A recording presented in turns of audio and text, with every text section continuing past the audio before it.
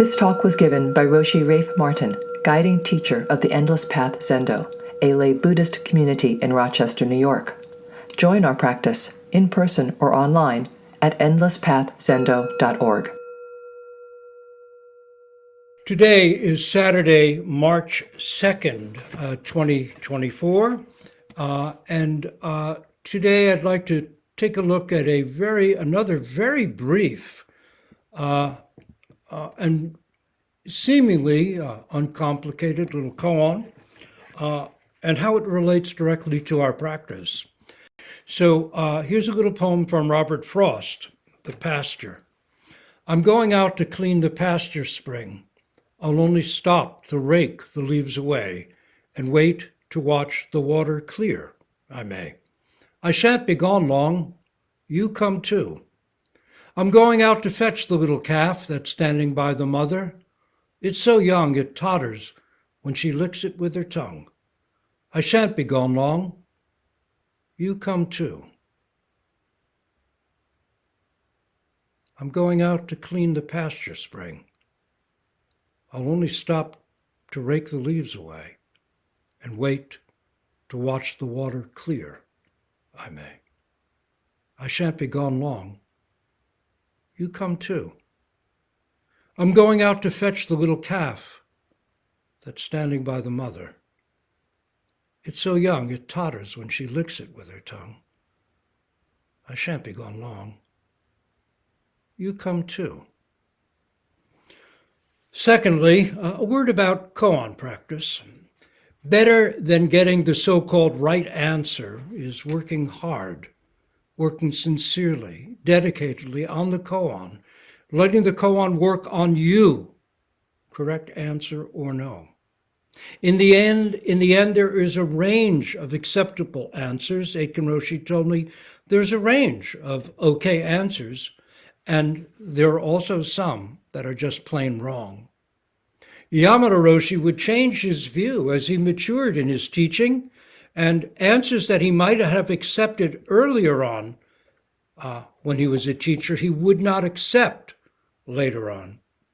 So even a teacher's view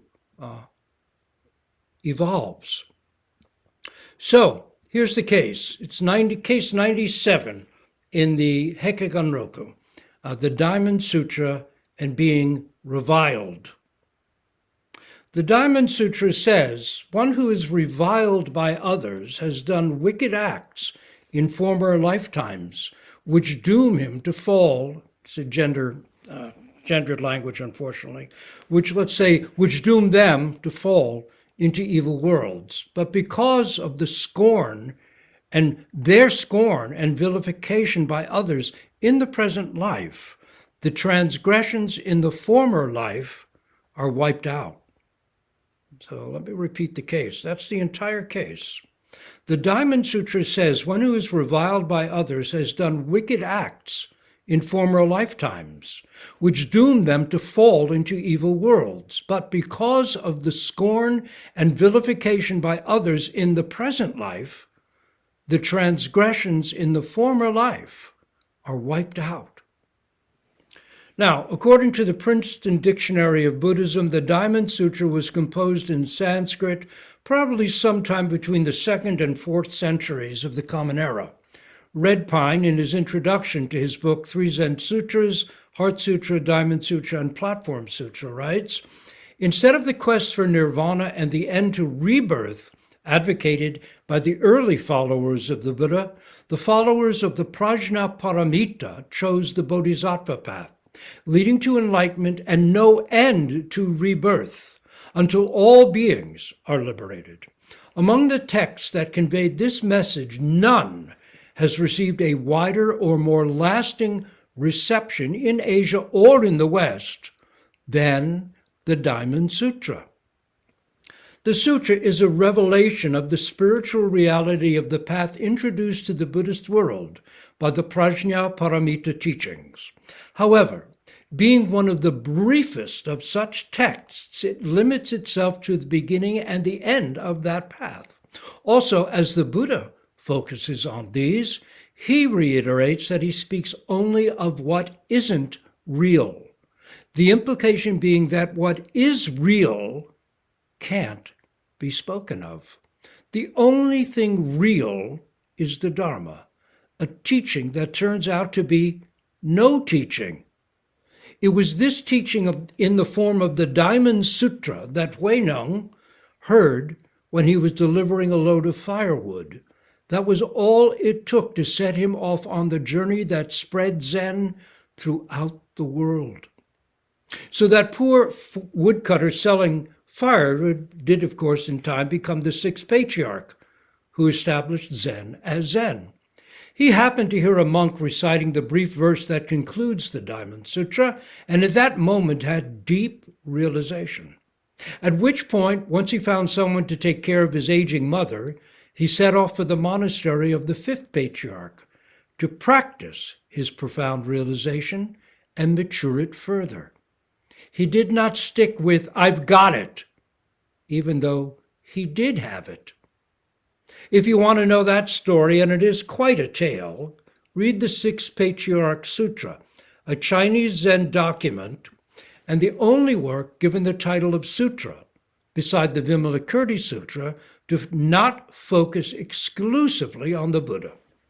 The brief verse that concludes the Diamond Sutra and summarizes it in 4 lines, the whole text is summarized in these 4 lines, goes like this: like a drop of dew, a bubble in a stream, a flash of lightning, a flickering lamp, an illusion, a phantom, or a dream, so should you view all conditioned existence.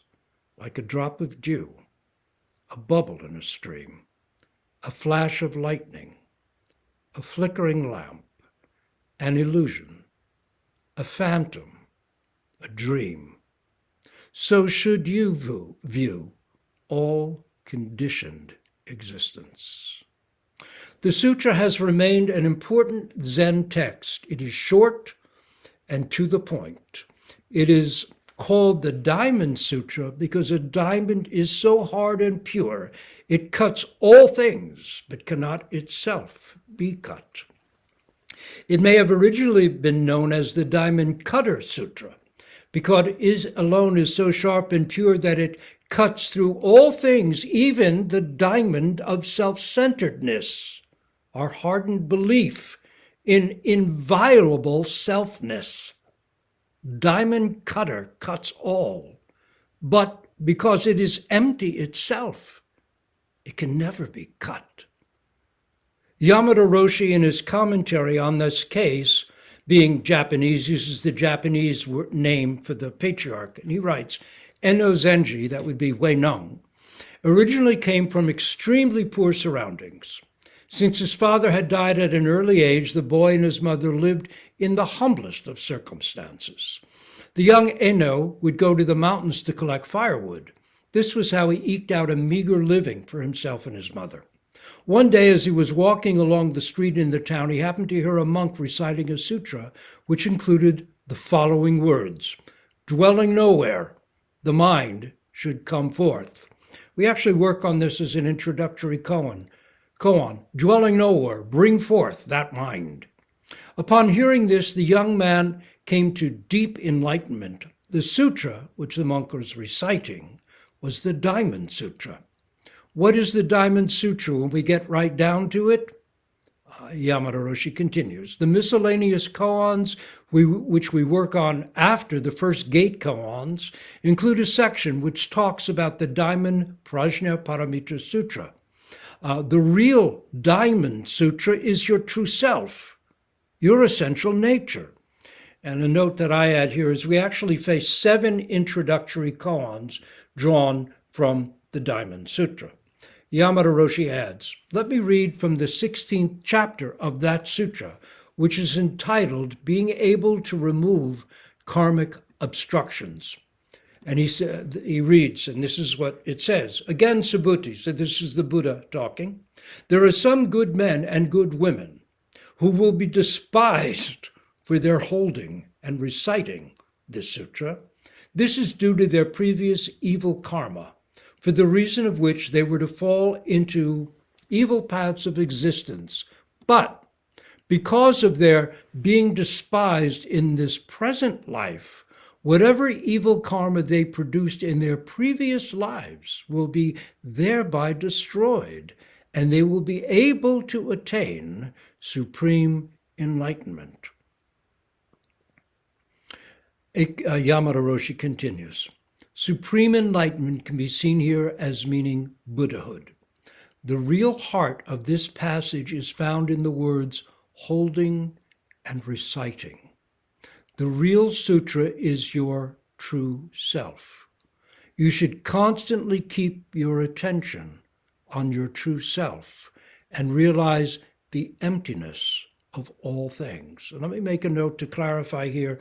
Emptiness here, of course, does not mean irrelevance or meaninglessness. In fact, it is quite the opposite. The essence of prajna paramita as manifested by the Diamond Sutra is that form is emptiness, emptiness form. This makes each and everything seen correctly, just as it is, of absolutely supreme value, which is no value at all. Now to continue with Yamada Roshi. Just being scorned by others would not have that much power to extinguish past evil karma. No, it is in the act of ceaselessly reciting the sutra of your true self every moment of the day and never straying from it. And by this he does not mean a mantra, to be clear. That's not the kind of reciting he's talking about. It is not just our being scorned as fools that extinguishes evil karma. It is found in the instant when we clearly see our own essential emptiness and the essential emptiness of all things. You must see who you really are. This is very important. So that's Yamada Roshi. How can we find freedom in being scorned and reviled is a rather central question. We all, at one time or another, through ignorance, greed, self-centeredness, or merely ordinary immaturity, have caused untold pain to others. And we ourselves have suffered the same. In a parable, the Buddha is said to have said, more than the seas are the tears that you've already shed in your own past lives. More than the seas is the amount of blood you've already shed in your own past lives. And yet, despite all that, the causes of our suffering continue. Given the mysterious affinities of cause and effect or karma, it makes sense that, given the pain we've caused even in earlier moments of this life, pain is going to come our way. At times we too will be judged poorly, even scorned, be treated or spoken ill of, and not just through ignorance or lack of empathy alone, but perhaps through downright malice. For that, we may never know why. For all of that, we may never know why. All we can say is that debts accrued long ago that remain unpaid build up interest over time. How can we be free despite misunderstandings and malice? How can we be free of suffering? How do we no longer cause suffering to others? Let's say someone points at you or puts their finger right in your face and shouts or screams at you, "You fool!" Or something even worse. What do? In that instance of malice and scorn, how do you realize yourself? How are you free? Just as having it happen negate past wrongdoing? That would not be the koan's point, which does not mean that consciously accepting and working with difficulties and challenges, including the scorn and even malice that comes our way, would not be important to our maturing as human beings. It is. In Torei Zenji's vow, which we recite each morning of Sesshin, we hear that when foolish people come at us And what does Torre really mean when he says foolish people? If we allow their scorn to dissolve our egotism, we will find ourselves seated on an open lotus. Torre Zenji's, Hakuin's heir, vow goes like this: I'm only a simple disciple, but I offer these respectful words. When I regard the true nature of the many dharmas, I find them all to be sacred forms of the Tathagata's never-failing essence.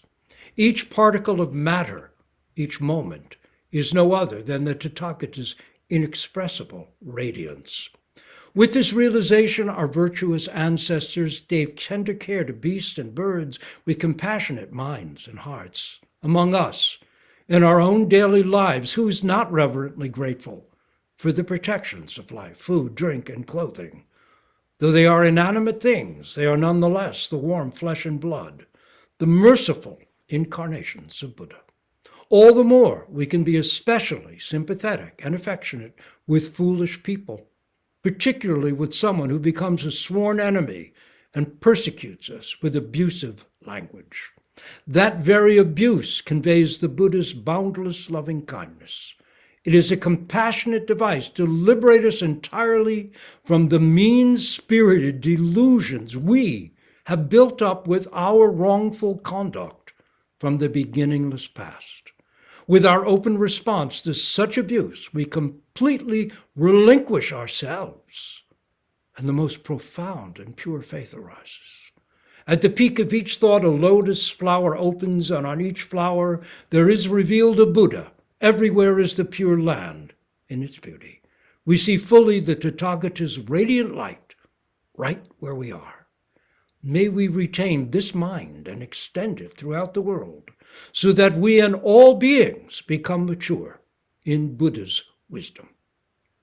Roshi Kapleau used to say that when painful things happen, things that seem to make no sense, that are simply hurtful, arising inexplicably as a storm coming out of a clear blue sky, we should place our hands together in Gasho and, fully accepting it all, say, thank you for this chance to work out my own past heavy karma. And we should mean it. I have done this, and I have found it to be deeply efficacious and healing, a practice I recommend unreservedly and wholeheartedly.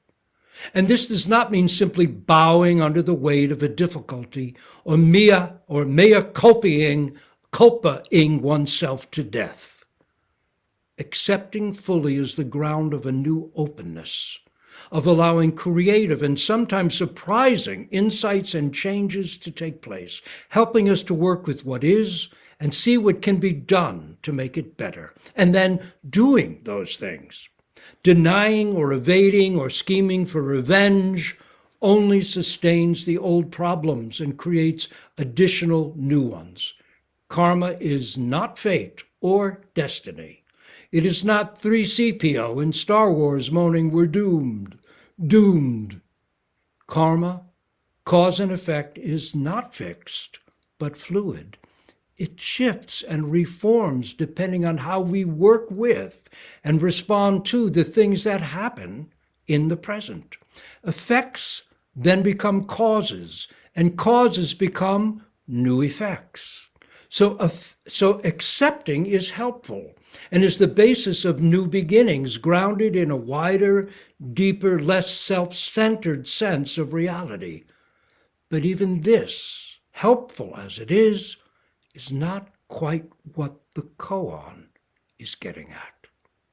Koans are never, or mostly never, simply about practice, or about offering pointers for future practice, or for better living. Though tangentially they may help us do these very things, nonetheless, those positive effects only really emerge from realizing the koan, which is the basis of actual maturing and potential transformation. Each koan, then, is totally it. It's not about going on to the next number. Each is totally it. What is the point of this brief koan.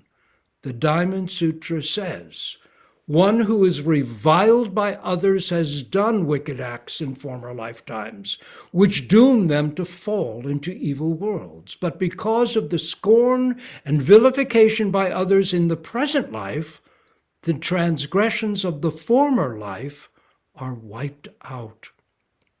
Let me tell you a story from the life of the Buddha. It is the tale of Angulimala the robber. Stupas going back to the Buddha's time 2,500 years ago still exist in Savat, where this tale took place, memorializing the Buddha and Angulimala. This retelling is based on traditional sources, and it's from my older book, The Hungry Tigress, fully revised and expanded edition, and draws specifically on a version which is found in an anthology of Sinhalese literature up to 1815. So the story goes, a child was born to a noble family in the city of Savat in the kingdom of Kosala. At his birth, every weapon in the city glittered with a piercing light. No one had ever seen such a thing. The king called for his wise men, and after studying the heavens, they announced that the child had been born under the constellation of the robber and was destined to become a robber. Will he be a lone robber, asked the king, or the leader of a robber gang? A lone robber is what he was told. So the king said, we'll let the child live. His father has been a faithful minister, and what harm can one single robber alone do? So it was decreed. Because of the king's words, the child was named Ahimsaka, which means the harmless one. Ahimsaka grew into a sensitive and intelligent child, and at 16 he was sent to a noted Brahmin teacher to complete his education. The teacher, impressed with the boy's kindness, intelligence, and willingness to learn, devoted special efforts to Ahimsaka's education. In time, the other students grew jealous and began to plot against him. And they came to their teacher, sometimes alone, sometimes in groups of 2 or 3, claiming to have seen the boy Ahimsaka being too friendly and intimate with the old teacher's young wife. At first they were laughed out, but as they continued to bring tales of an intrigue, doubt was planted in the teacher's mind. And in time, his love for the boy turned to suspicion and then hatred, and he devised a plan for Ahimsaka's death. He said, my son, your spiritual training is nearly complete. Only one task remains. When it's finished, your life of suffering will be over. Listen carefully. Here's your task. You must slay 1,000 men. What? Cried the boy. Kill 1,000? I couldn't kill one, not even a dog. Please, master, don't joke like this, even as a test. You yourself teach that killing is the worst of sins. But it's not a joke, said the teacher.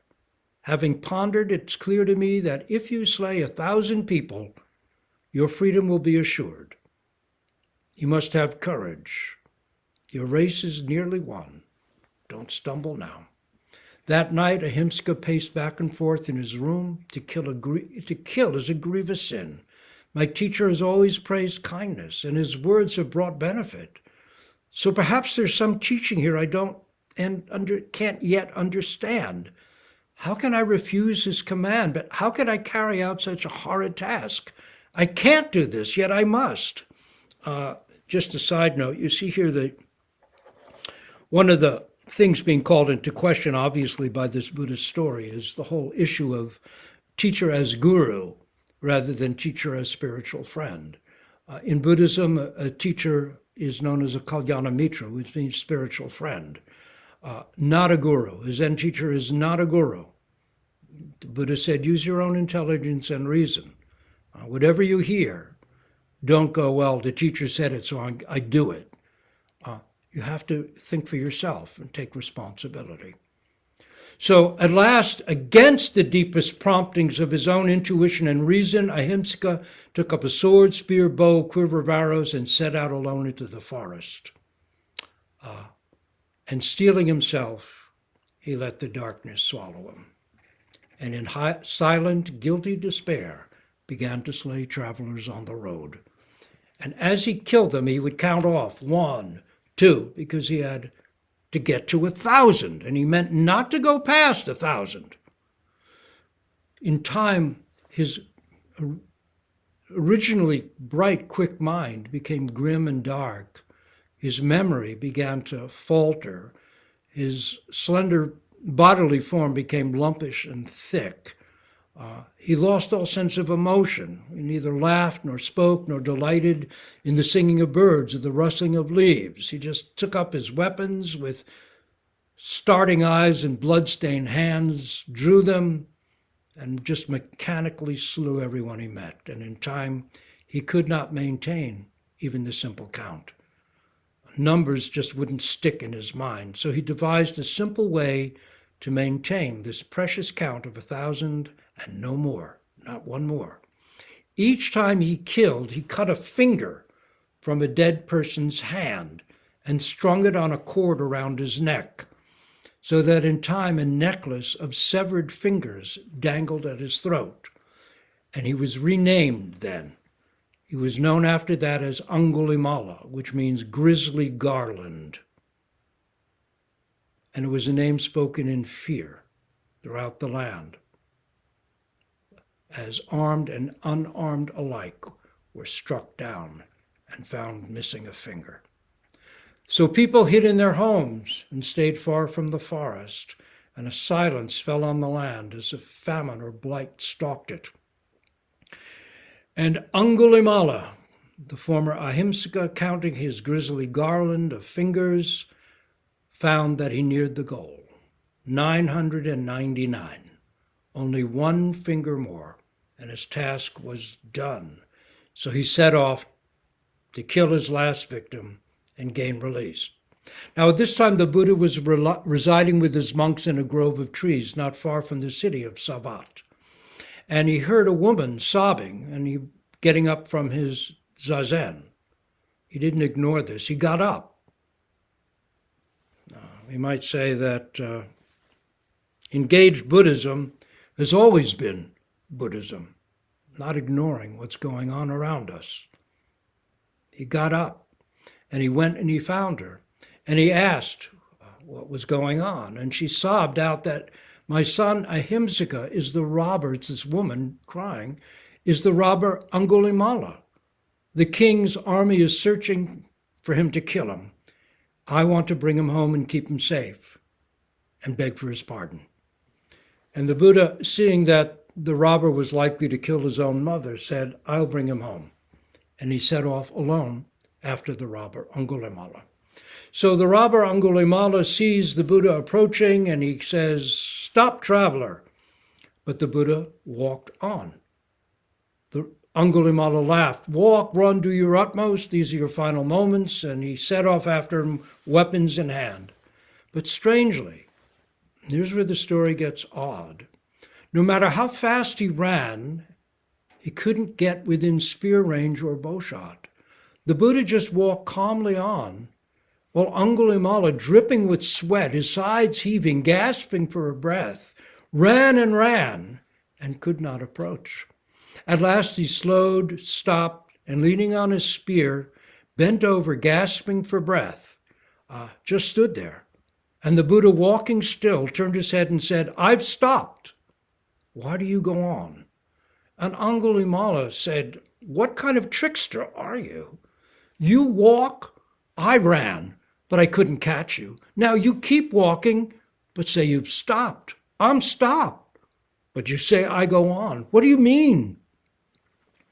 It means, O harmless one, that if I have ceased harming others, while you have not. And then for Angulimala, it was like a veil was lifted.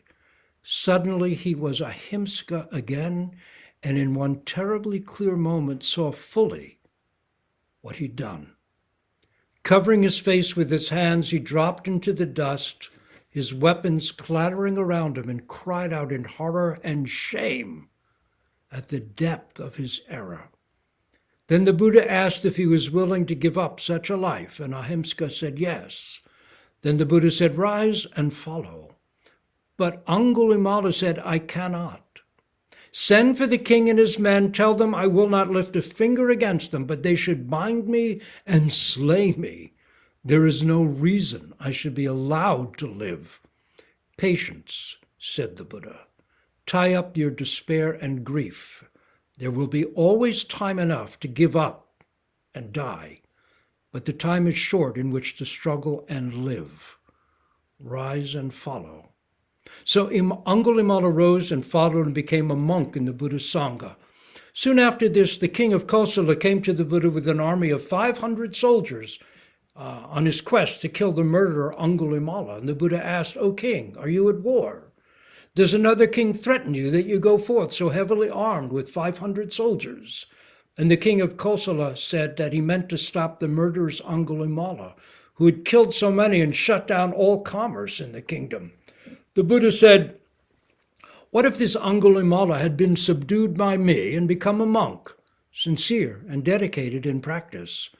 And the king, believing that to be impossible, answered that if it should ever happen, he would honor that monk, as a monk should be honored.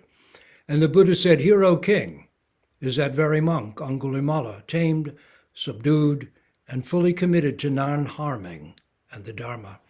And at those words, the king looked at the monk Angulimala and trembled with great fear. His soldiers were so terrified that many of them threw down their weapons and fled. But the Buddha calmed them, saying, here is Angulimala, and yet, O king, I tell you truly, he would not now willingly harm even so small a creature as an ant. In time, the king and his army and his people came to understand that this was indeed true, and they praised the Buddha for saving the kingdom from a monster and accomplishing what all had deemed impossible. In time, the monk Angulimala discovered he had the power to help women in childbirth. Any woman exhausted by difficult labor had only to be brought to him, and instantly her sufferings would cease and the child be delivered with the ease of water flowing from a pitcher. His power to ease birth extended even to animals. It was a mystery. How could a man who had slain so many without a single thought of compassion now help those struggling to bring forth new life? He asked the Buddha, and the Buddha answered, in this life, have you kept vows to never kill? The monk Angulimala said, no. I killed many times. The Buddha asked again if since taking vows of non-harming and entering this new life, have you ever killed? No, never, answered Angulimala. I have never even entertained a single thought of killing. This is the source of your miraculous power, said the Buddha. Indeed, women now bless you for your healing presence. But Angulimala was not soothed or healed. Day and night, images of his own past cruelties arose in his mind, and over again he heard the cries of those who had wept for mercy and yet been slain. And always the Buddha counseled him, patience, monk, patience. One hot, dusty morning, the monk Angulimala walked through the city of Savat, the place of his birth, collecting alms from the women and from any others who dared approach. Suddenly, his begging bowl shattered in his hands, and his robes were ripped and torn. Angulimala fell to the ground as every stone flung at every dog or crow, every whip or goad raised against horse or ox, every club, stick, dagger, knife, or sword lifted by any man against any other struck, not their intended victim, but Angulimala alone. Bleeding, in great pain, with even the bones of his fingers broken, Angulimala groped his way to the Buddha. The Buddha sat down in the dust beside him and said, O monk, the time for great patience has come. This moment brings payment of all your previous debts. Attend to it. Then Angulimala raised a great determination. Pushing his mind on and on, he allowed it to settle nowhere. Awful memories came, he let them go. Visions of childhood, of laughter, flowing water, sunlight, flowers, a stream, of sweet images moved through his mind, he did not cling to them. Moment by moment, he continued patiently on, enduring all, allowing all. Suddenly, all horror, grief, and pain vanished. For a timeless instant, he knew the taste of nirvana, the fruit of the Buddhist path. Flooded with joy, like one cured of a long illness at last, he exclaimed, lesser men must subdue with swords, hooks, and sticks. But to my eternal relief, I have been subdued by the Buddha, who needs neither weapon nor whip. Then Ahimsaka peacefully died. The harmless one had come home. So that's the traditional story going back to the Buddhist time, and there are stupas memorializing that in Savat, where the pilgrims